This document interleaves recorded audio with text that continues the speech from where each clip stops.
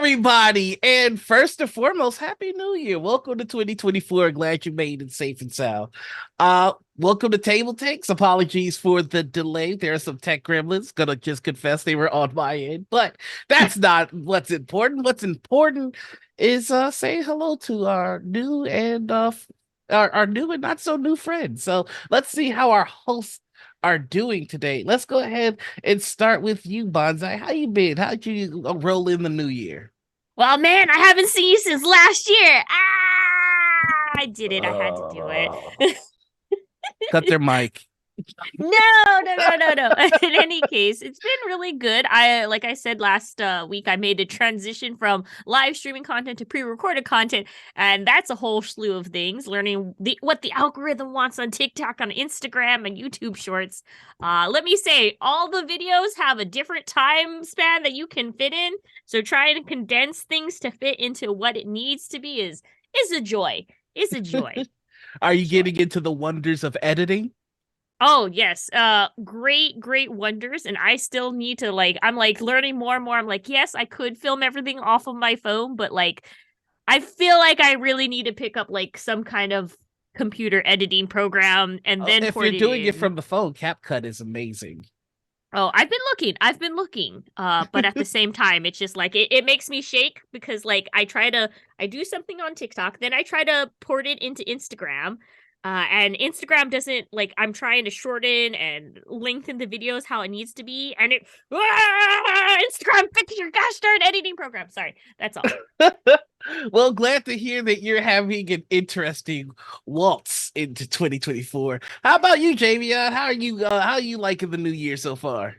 Not too shabby. I was super excited for New Year's Eve because I had a fun little party with my friend down in Portland. It was a pretty long bus ride. The bus driver was super mean for some reason. We got there on time, like 20 minutes before departure and everything, like the ticket said. And we went to our seats and sat down, and the bus driver told us that's not how you do things. You're supposed to wait outside the bus until the bus driver comes out. Even though the bus driver wasn't actually standing outside, they were inside in the back of the bus talking to people and stuff. So it's anyway, Portland was fun. New Year's Eve was super fun. I'm excited for this year. I'm a big fan of my brother and me, and they named the new year. So if you want to know what it is, I'm not going to spoil for you. But Oh, I've been really excited to start the year off right. So I think we're well on our way. heck yeah. Well, my New Year's resolution is to help you find that bus driver and we will jump him together. It's to be a team building exercise. Yes. No, he's Uh, got it hard enough as it is. We'll just let him, hate his job as he wants.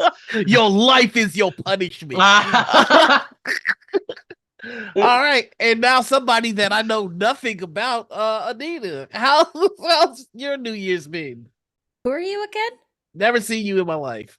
Never ever.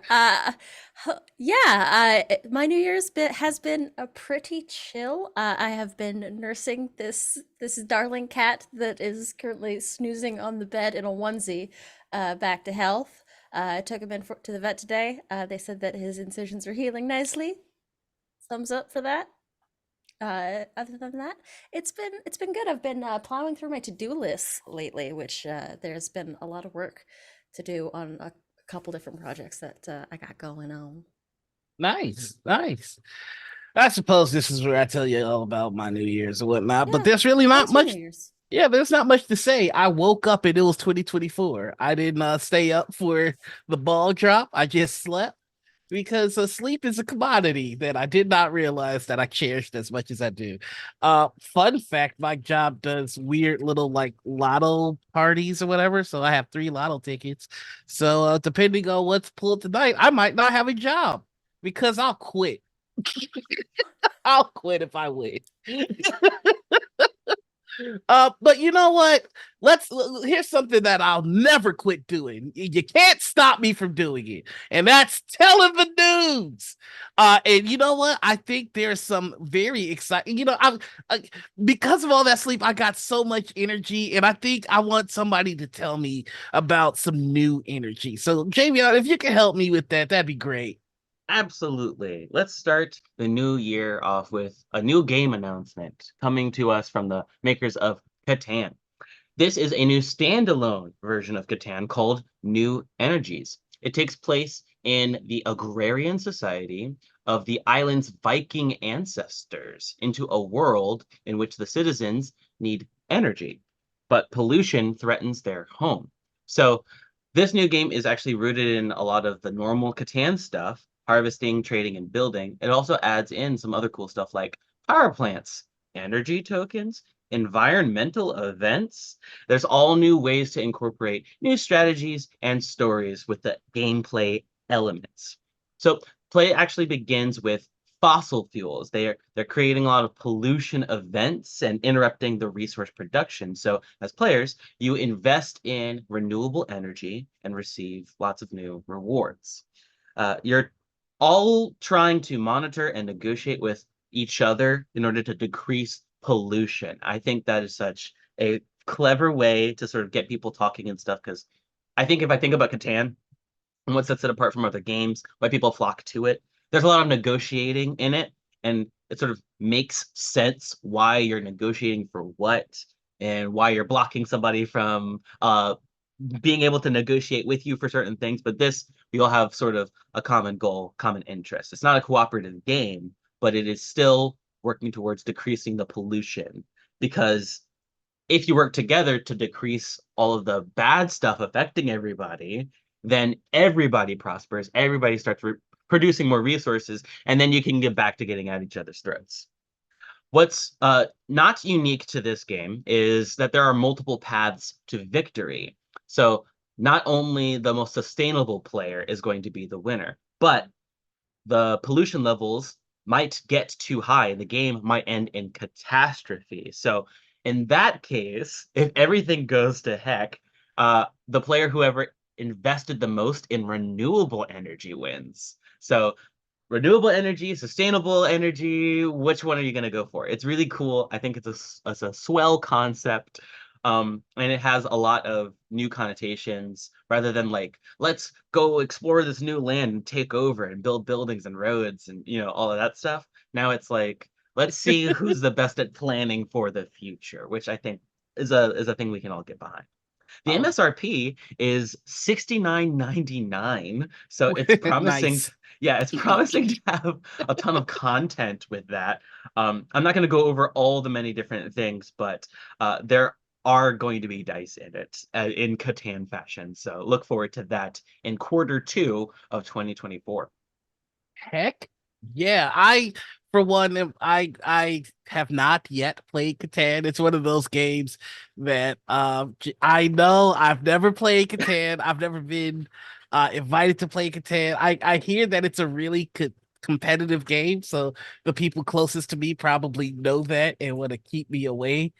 But I just I love the theme of taking care of the environment, and I always think like if we don't change things in time and the aliens come here, like I just laugh at the thought of them seeing a game like this where they're like, wait, they knew their planet was on the brink, and instead of fixing it, they made a game Yeah. about but Uh, what are the rest of your thoughts on this? I like it. Like I said, it does allow Catan to kind of come into the new age versus like it being a mercantile kind of thing. You're more of like, hey, let's go ahead and make power plants and stuff. And there isn't that much, I believe, to this game right now because it's still kind of early. And it looks like they're but I do want to see what they do with it and how are they going to have the assassins come and play. Is there going to be assassins? Because if you play Wait, wait, Catan, you wait. know. Wait, there are assassins in Qatar? There's no Yeah. assassin. It's called the robber. It's assassins. They say robber, but you're just going to assassinate somebody or like mess up somebody's board. Yeah. Yeah. Of all the times I've heard about Catan, I've never been interested until right now. What Me if and I my told friend- you, Nora, what if I told you that you could play Catan and combine it with all of the fun of soccer? Are you more interested or less interested? Severely less. Okay. I'm personally a fan that they've decided to use sustainable processes in order to make this game. So it's sustainably sourced wood and paper. There's no plastic pieces. I like that they've decided to go that route with it. On the Okay. one hand, I want to like kudos and clap for them, but also like, oh, they decided to do that for the one game where it's like about That's that sustainable themed. energy and stuff. So I it's mean, like, that's the thing. Is they've got to walk the walk if they're gonna talk it, right? right, okay, maybe now from now on, all of the new prints are gonna be at the right Well, I certainly hope products. that the trend of making your games sustainable takes flight. But you know what else takes flight? Dragons. Bonsai, won't you fill us in on what's going on there? Yeah, exciting news that Stonemaier came in and was like, "Hey, you want a new year? Let me give you dragons." Stonemaier just announced a wingspan for dragons called Wormspan. As you guessed from the name, Wormspan is a fictional version of Wingspan based off of various different dragons. It has some differences, but I believe the rules are if you watch, they have like the first 3 turns, you can watch how it plays on one of their pages. Hold on. I will post it in chat if you want to go ahead and check it out. But the rules and the same types of concepts in the game are largely the same. They anticipate the launch at the end of January with worldwide launch coming this March. I myself am probably going to throw money at this because I already have Wingspan and I have its various different expansions. Interesting enough, Stonemaier Games kind of accidentally leaked this like basically for themselves. They did a teaser email that had a JPEG labeled very weird. So they're like, oh, Stonemeier's like, oh, we got something announced really, really soon. Just wait for those special few who are part of their newsletter. And in the image that they put in as the little secret, they put Wingspan /Wormspan. And so people are like, what the heck is Wormspan? And so they went in and as if you don't know, you can go in and see what names and things companies, especially like Stonemaier, trademarked for. And this is where I have something to tell you about. Because with that email, there is an underlying conspiracy.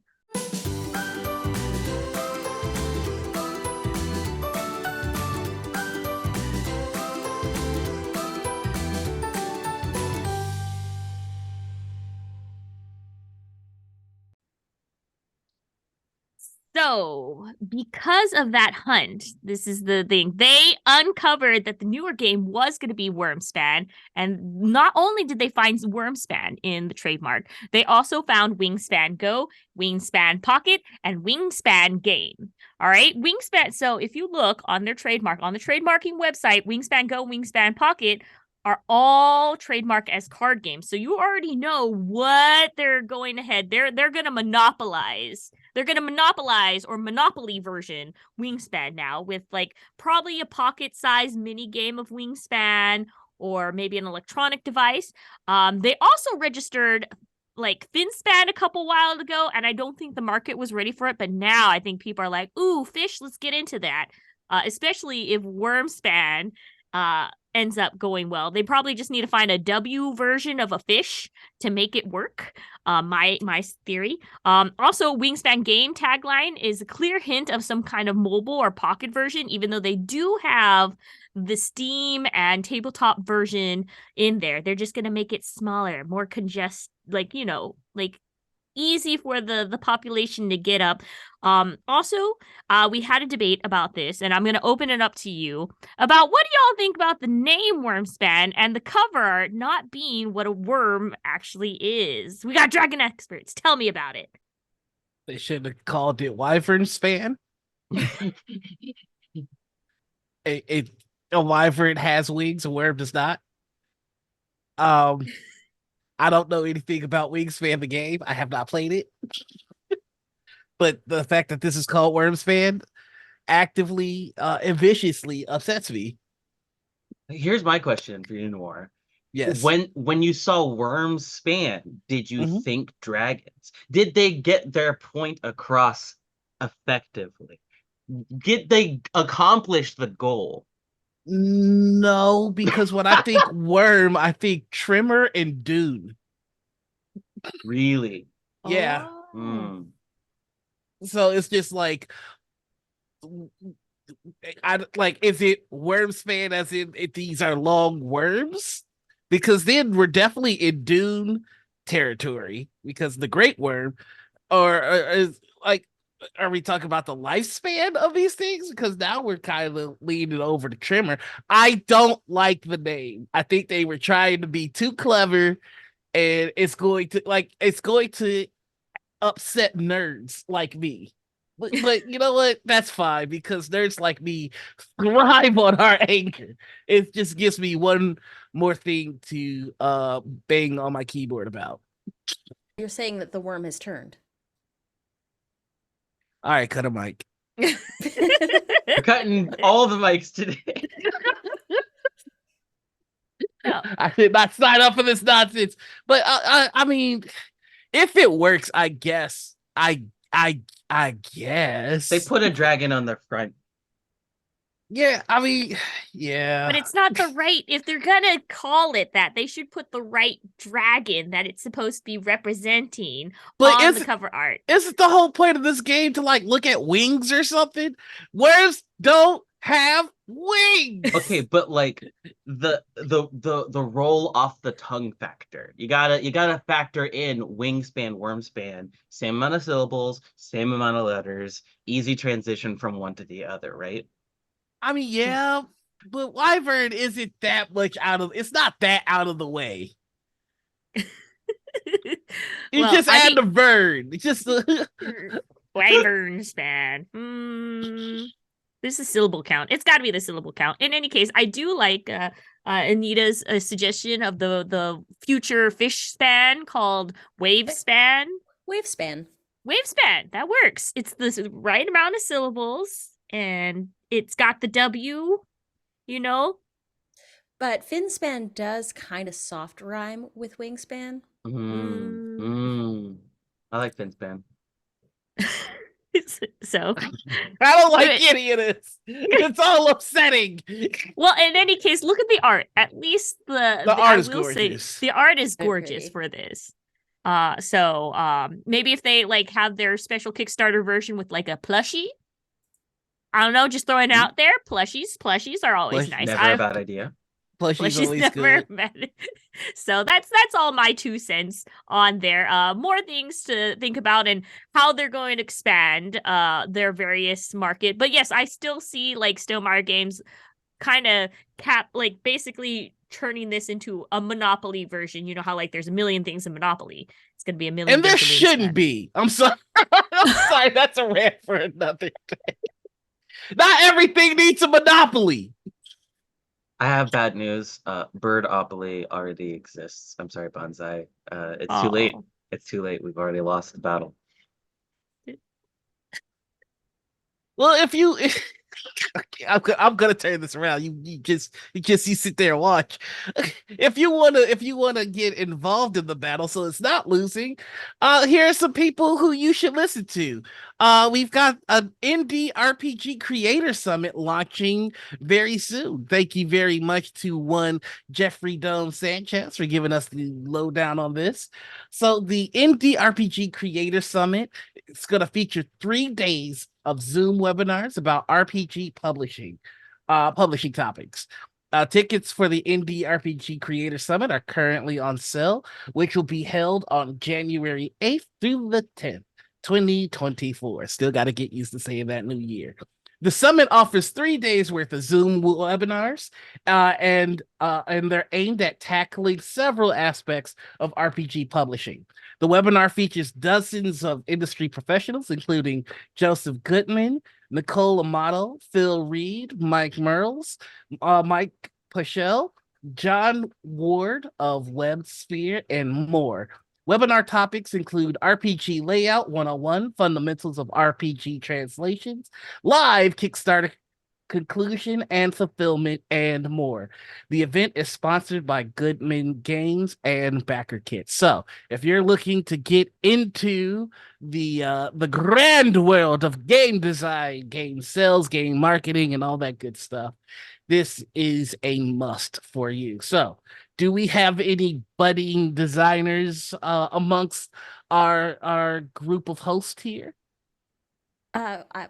If you consider graphic designing, there's a couple of interesting ones for graphic designers. There's one on RPG layout, as well as a few publishing and promotion strategies, or fundamentals of print production for people who want to get into more the layout aspect of that sort of thing.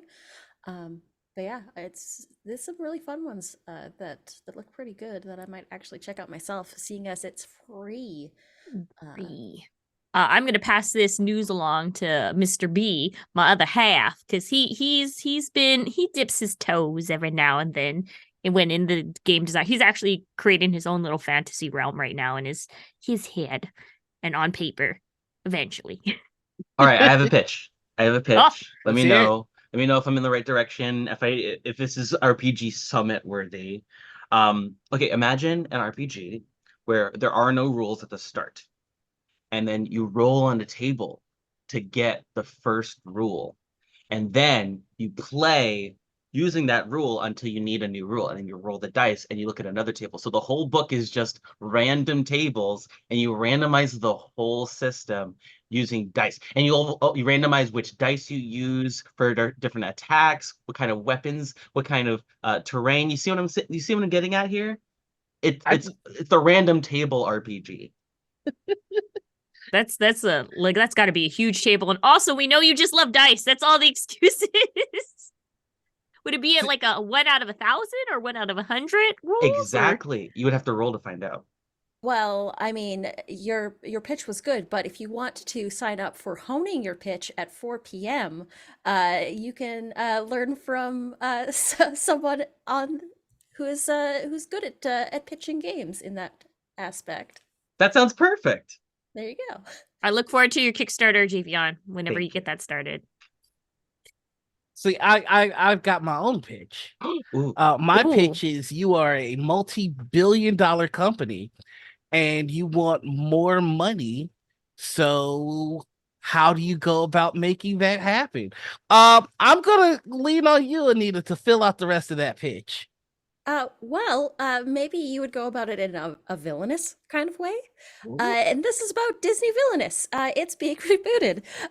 This is a bunch of our friends on the different news sites have been talking about this. Oli Well at Polygon, Alex Meehan at Dicebreaker, and of course our friend Jeffrey Dome Sanchez at ICV2.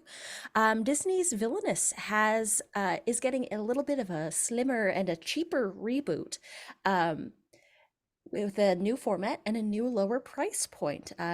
In 2024, Ravensburger has just announced some new formats, including a reduced content and a reduced price. So the new version of it is coming. The streamlined rules are coming with 2 villains instead of your 3 villains, and the price is being reduced from a $29.99 price point to a $19.99 price point. And along with that, they have some new expansions, including King Candy from Wreck-It Ralph, Shere Khan from The Jungle Book, as well as a new version of the Star Wars Villainous set to release this summer that is also set for the two-player version.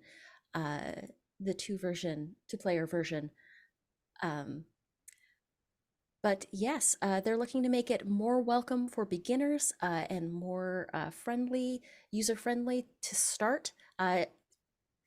So maybe with a reduced price point and the new streamlined rules, they will sell a little bit more from the from what they had before. But the new standalone expansions are called Expendalones, which means that they're taking it in a two-player direction over a three-player direction, which I think is going to be it's good for a family that like a two-person family where it's just like I want to play a game with someone, but everything is three players or more. You don't need to source that third wheel, which sometimes it's a problem, sometimes it isn't. But yeah, what do you all think about these new villainous expansions? Hmm. I think Ravensburg has worked really well with Disney, and it's gonna keep making money with them for as long as possible, and as long as they keep up the good quality of everything, getting things. I just like that it's becoming more and more accessible for like a price point when people are like, $10 does make a big difference for some people. Yeah, it's a tough thing to make that happen in this economy. So I think it's pretty cool. It's definitely helpful for people like me who, if I'm going to buy into something, I want the whole collection, and I'm not gonna be able to do that right off the bat unless it's affordable. So this is pretty cool for that too. Heck yeah. I have not had the pleasure of playing Villainous. I've been tempted ever since I found out that you could be Thanos. But I don't know that I get to go as hard as a villain as I'd want to. Like, cause I mean, it's just like Thanos versus Ursula. Like, I'm gonna drain the ocean. Now you just gotta flop around, you poor unfortunate thing. But I don't know if they will let me go that hard. But you know what? That's fine. We're going to switch gears here though, because we have some unfortunate news to report. Brian Ansel, the co-creator of Warhammer, has passed away. Thank you, Charlie Hall, for giving us the information on this sad event. Brian Ansel, co-creator of Warhammer Fantasy Battle and the leader of Games Workshop through the late 1980s, passed away at home on the morning of December 30th. He was 68. The announcement was made on the Instagram account that he shared with his wife, Diane. Edsel, an experienced sculptor, partnered with Game Workshop in 1978 to create Citadel Miniatures, a brand under which the company still produces its British made products to this day. Later, he would become the managing director of Games Workshop itself. During his tenure, the company fully transitioned from being an importer and distributor of tabletop games such as Dungeons and Dragons to a manufacturer, eventually exporting its own science fiction and fantasy products all around the world. Ironically, news of Ansel's passing comes during a period of renewed interest in the old world, the original setting for his Warhammer Fantasy Battle game. The old world was sunset in 2015 following an in-fiction apocalypse, languishing for the better part of a decade only with only Creative Assembly's excellent Total Warhammer series left to carry on. Then late last year, Games Workshop finally revealed the launch lineup for the game's long expected reboot, now titled Warhammer The Old World. So this is somebody that created quite the legacy, somebody who has shaped the hobby that we all love. It's always sad when we lose somebody, especially at the beginning of a new year. But I mean, to know that you have had such an impact on the lives of so many, I hope that comforts his family during this tough time. So thank you for all you've done, and your duty is over, as they would say in 40K. So with that, we've now gone through a rather sad headline. Now let's transition to something infuriating. Anita, why don't you get us out of the sadness by getting us good and upset? Well, we're learning that Midjourney is scraping copyrighted Magic the Gathering cards in order to train AI. The new artist lawsuit is alleging that Midjourney has used copyrighted artwork to uh, help uh, found a lot of the assets for Midjourney. The new evidence includes in this ongoing lawsuit includes a something called Exhibit J, which is a PDF list including dozens, if not hundreds, of artists' names in alphabetical order. It is a 25-page long PDF document that has been taken from a now locked shared Google Doc. That was used as training fodder for these AI models.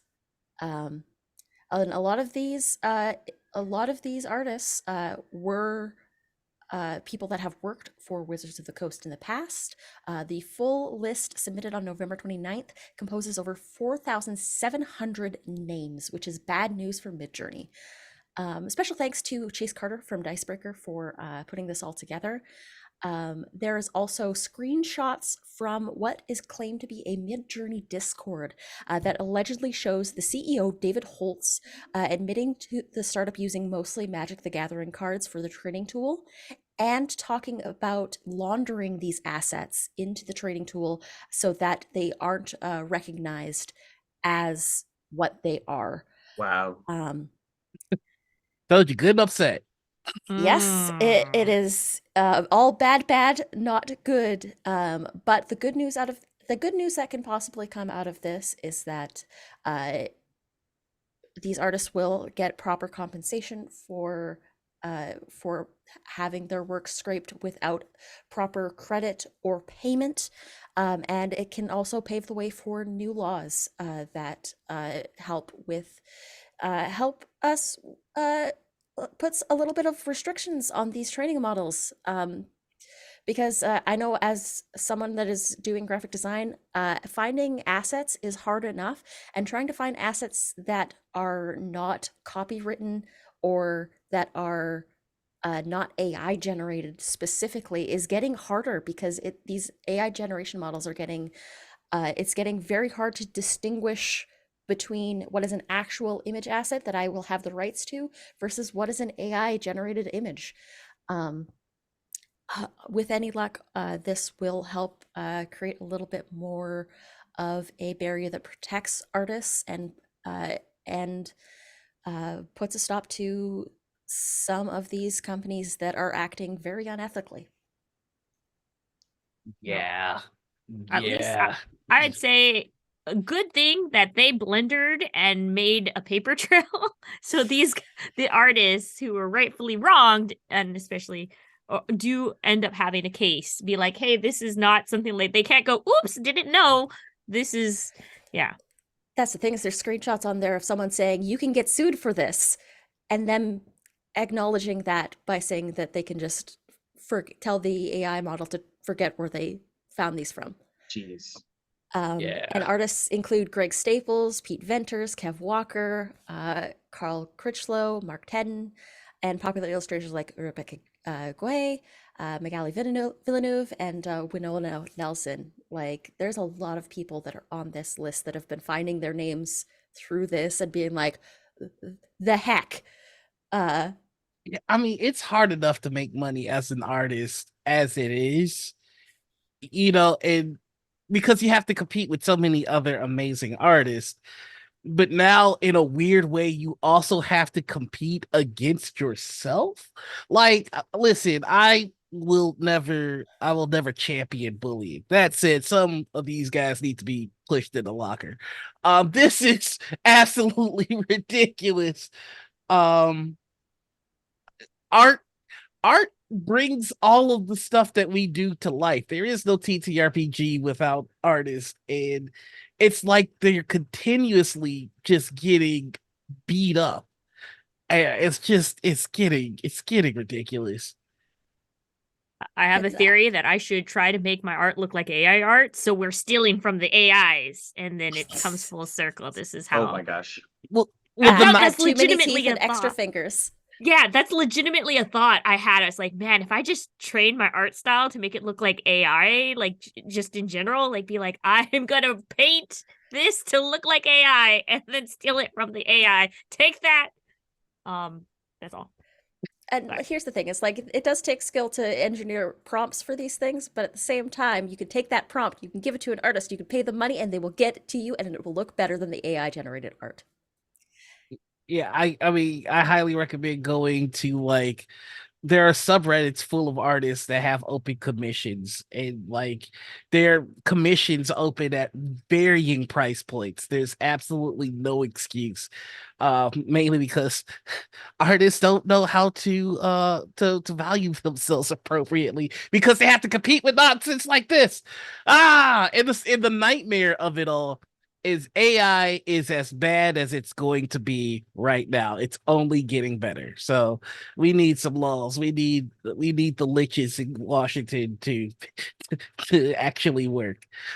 But speaking of liches who have very valuable things that they hide their souls in, there is a very valuable transaction that happened, and I want to know a little bit more about it. Jamie, how you think you can help me out with that?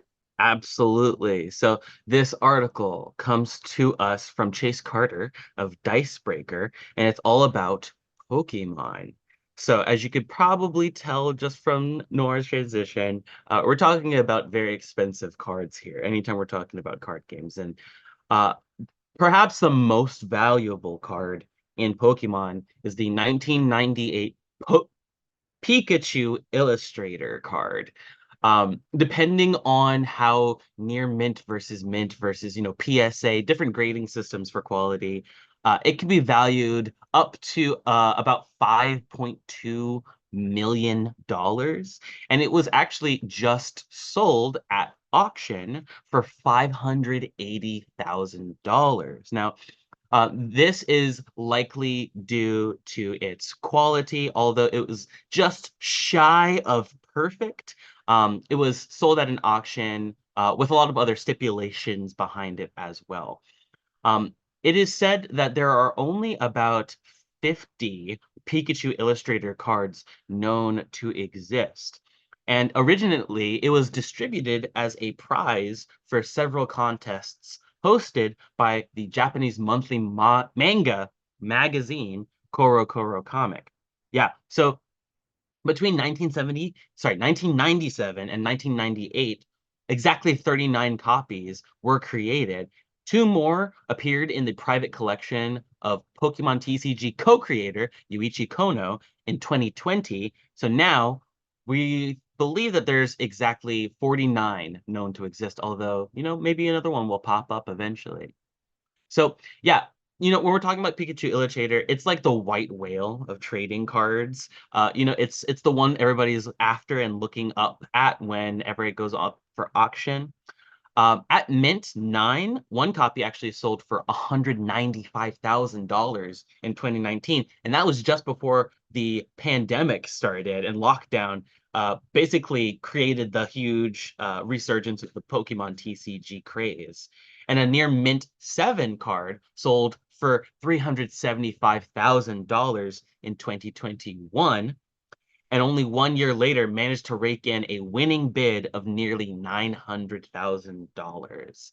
So yeah, there's a lot of hype around Magic, around Pokemon, around Lorcana, and all these other different things. So it's always exciting to see how these cards just keep appreciating in value. They just get more and more valuable over time, these collectors. So yeah, congratulations to the brand new owner of a Pikachu Illustrator. I hope you do something really nice with it. Keep it safe. I think it's just really awesome to see all of the all of the people who enjoyed Pokemon as a kid, growing up. I lament because I'm like, oh, I had some really good cards back then that could have, but all my Pokemon cards were stolen because they stole my gosh darn binder. No. In any case, but it is cool to just see this like becoming a thing, especially because you can see it displayed on somebody's like wall on their art and be like, look at this mint edition, you know Pikachu I have and stuff like that. I like that the childhood stuff is becoming like just something really, really cool to have. The first time I ever stole was to get money out of my mom's purse so I could buy a holofoil first edition Charizard. Wow.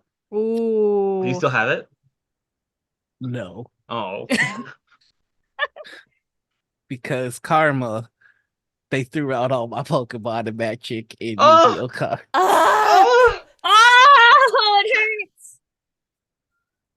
I'm Ooh. This article just makes me upset that Charizard is not the most valuable card because 7-year-old me would have bet his life that that card would have made me a millionaire.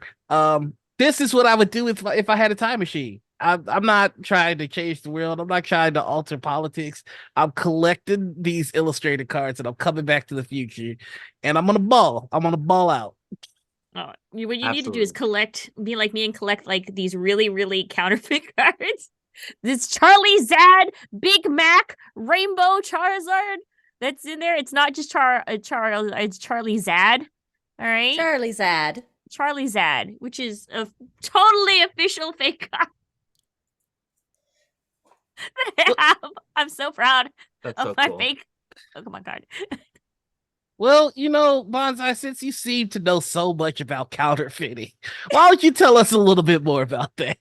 All right. Do I have the article for you? Well, it just came out. I don't know if you guys ever heard of this game that just came out on Kickstarter last month called Kelp. Well, this is something that's surprising. Thank you to Wonderbow, or no, sorry. So Wonderbow Games, the creators of Kelp, have revealed that there are counterfeit copies being released on websites such as eBay, Amazon, and Frugo. That's Fruugo. Um, yeah, basically their Kickstarter has ended less than a month ago. The people who backed it, like even one of the hosts in chat have backed this game, have not even gotten their own copies. And there are people like basically you can find these copies of this counterfeit game that is being sold. You can obviously see the difference because they show the image of what is the counterfeit game versus theirs. And it's just amazing to me how fast like counterfeiting games has not been a new thing, especially on a lot of these like companies on Amazon, who sometimes it's hard to vet a lot of people who are selling games. But it's just amazing to me that something from Kickstarter is just like boop boop right there, counterfeited. So these copies are, of course, listed for a ridiculously low price to lure people in. This campaign, of course, was really, really popular. It ended up raising about 1.6 million to it. So, of course, it had a lot of hype, especially on TikTok and all of various different social medias. So a lot of people wanted to get their hands on it who probably couldn't back it on the Kickstarter. It is just very unfortunate about this happening.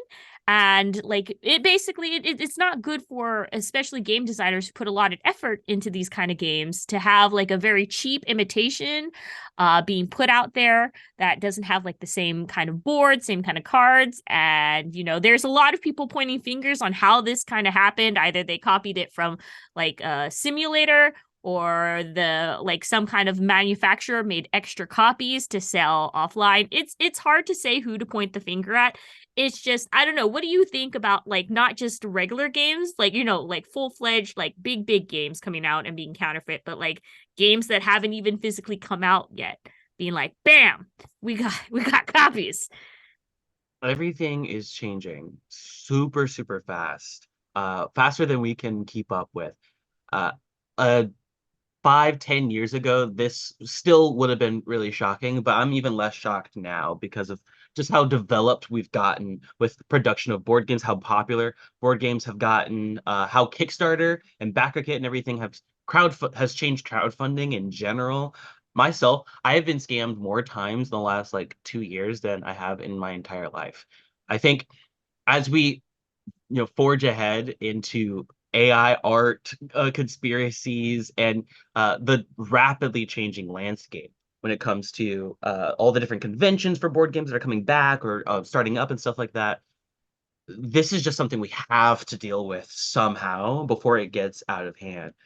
I feel super awful for the people who created this Kickstarter. I'm sure they worked super hard on it and they want to get paid for their own games, but they also don't want to see somebody else taking credit for the things that they created.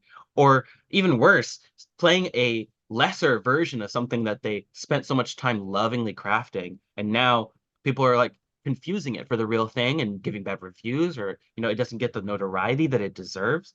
It's pretty awful. And I really hope that I get a copy of the real Kelp when it gets hopefully a full retail release. Yeah.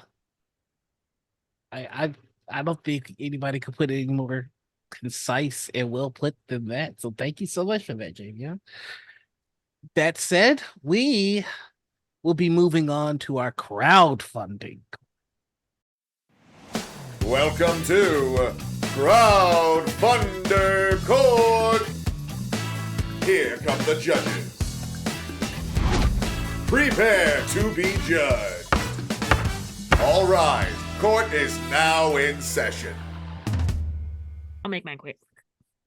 All right, so we're in crowdfunder court, and I think first up to defend themselves will be Bonsai. Bonsai, please. All right. Do you want to know what it feels like to be isolated alone on a rock, trying to defend yourself from nightmares as the darkness closes around you? Well, I got the game for you. The Lighthouse, a Scott Elm simple solo wallet game. Basically, it is exactly that. It's a solo game of defending a lonely lighthouse from the nightmares and all the darkness that comes along with it, and it's only $12. This, of course, ends Saturday, January 13th. It's a nice, thin size solo pocket game that you can keep and take around anywhere if you want to have fun playing. And basically, you are a lighthouse keeper fighting back the approaching darkness and trying to keep your lighthouse on. It's a very simple game. Each card has two sides. You got the nightmare side and the trap side. And the players that have, players have hands of traps that they try to capture the nightmares and bring them down. So it's either you defeat and then once you defeat the nightmare itself becomes a trap. And then you keep continuing until either the nightmares defeat you or you survive the night. So if that sounds interesting to you and you want to play a nice little easy to bring along solo game, the Last Lighthouse, a Scott Elm simple solo wallet game is for you. It sounds sad, Bonsai. Why did you make this sad today? Well, it's a theme, because you got to start off the year on a low point, so it only goes higher from there. Oh my God. When you were describing the game, it sounded like you were describing my life. No. You want to know what it's like to be sad alone on a desolate rock? I already know, Bonsai. Sorry, this game sounds awesome. I can't wait to try it. I would say I can't wait to try it with you, but it's solo all by myself. Anita, can you help us out here? Can you? No, I cannot. Have you ever wondered what it was like to be sad and alone in an empty universe?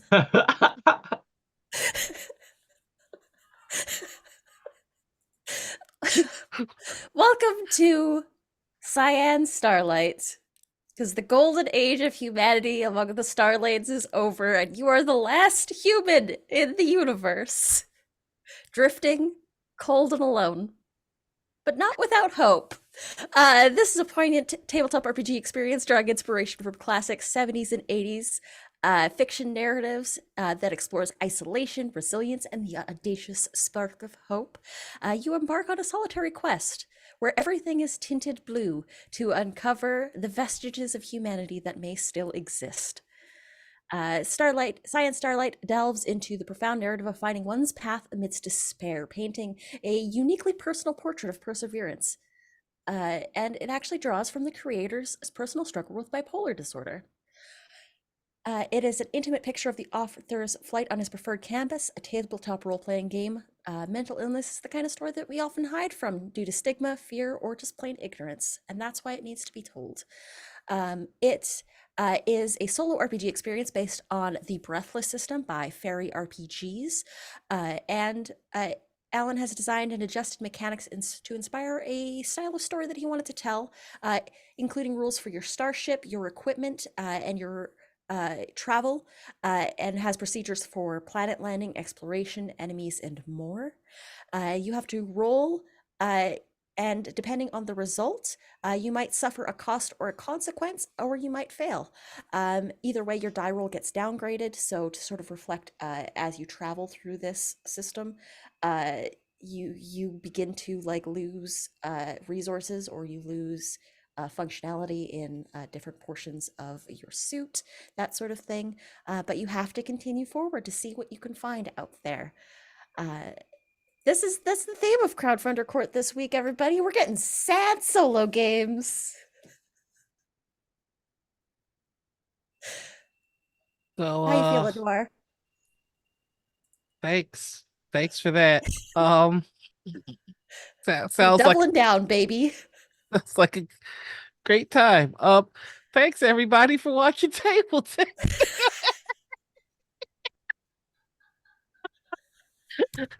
Real talk, I forgot what Anita's Kickstarter was, so I honestly thought, oh, this will cheer us. No. So that's about it for us here at TableTakes. But stick around, because up next at 5 p.m., join us for some joyful gaming. Sarah, don't you dare let me down. Around Sarah's table today, Sarah Moore and friends play Retrograde Part 4. GCTV schedule is Tuesdays, 7 p.m. Indie by Night. Wednesdays at 6 p.m. We've got Actoroki. Thursday, 4 p.m. with Roll with Rim Alternatives. Then join us back here for next Friday to do it all over again. And this time, I'm making sure there's happy crowdfunders. Thank you to Steve Conrad and Tanel Lovett for making us look good. Thank you so much to all you wonderful viewers for hanging out with us, and of course, our fellow host here for being with us through it all.